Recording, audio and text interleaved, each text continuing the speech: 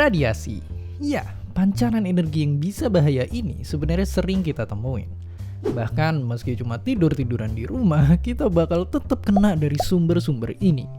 Tapi jangan panik dulu, soalnya ini tuh wajar dan kita di Indonesia harusnya batas radiasinya itu segini. Tapi terus gimana kalau kita kena yang jauh lebih besar? Dan percaya nggak percaya, puluhan tahun lalu ini pernah bener-bener kejadian.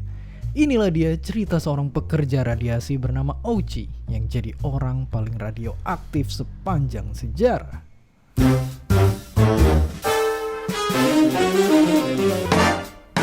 Biar kebayang, coba kita lihat lagi angkanya.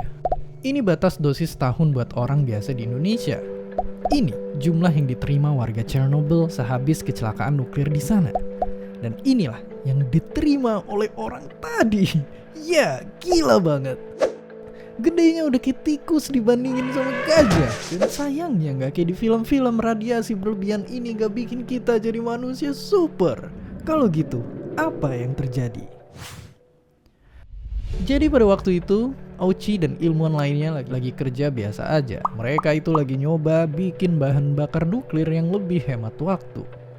Tapi sayangnya solusi mereka adalah dengan gak meduliin keselamatan kerja. Jadi biar prosesnya itu lebih cepat, pencampuran bahan ini yang harusnya dilakuin sama mesin malah mereka lakuin secara manual pakai ember. Ya udah kayak nuang semen. Dan bener aja, ibarat serangga yang sengaja terbang deket api, ternyata ada salah hitung dan terjadilah reaksi berbahaya. Kekacauan kemudian datang, semua orang langsung dibubarin dan mereka yang paling terdampak langsung dilariin ke rumah sakit. Dan siapa sangka yang terjadi setelah ini benar-benar kayak neraka. Ouchi di sini kemudian nerima dosis yang paling tinggi dan saking tingginya ia ngalamin luka bakar di seluruh tubuh. Dan waktu dokter mau nyelamatin dengan operasi ngasih kulit, ternyata tubuhnya nolak sel-sel kulit baru itu.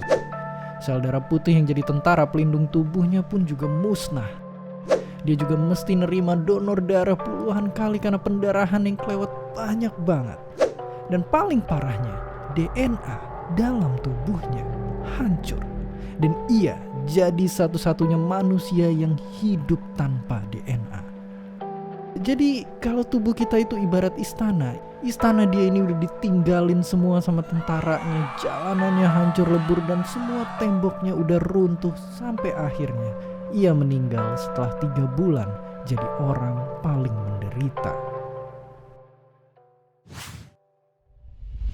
Akibatnya, Perdana Menteri Jepang saat itu janji buat ngetatin aturan keselamatan kerja di sektor energi nuklir.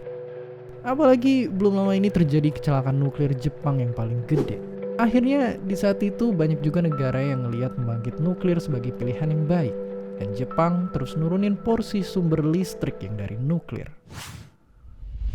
Ya, kesimpulannya nggak selamanya yang lebih cepat itu lebih baik. Andai para pekerja di tempat tadi nggak lalai sama prosedur keselamatan, mungkin bencana ini nggak akan terjadi.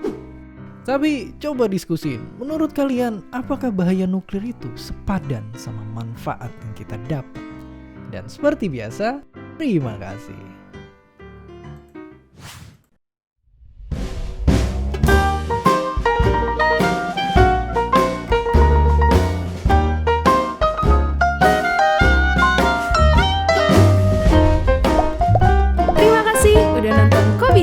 Punya pertanyaan lagi? Tulis aja di kolom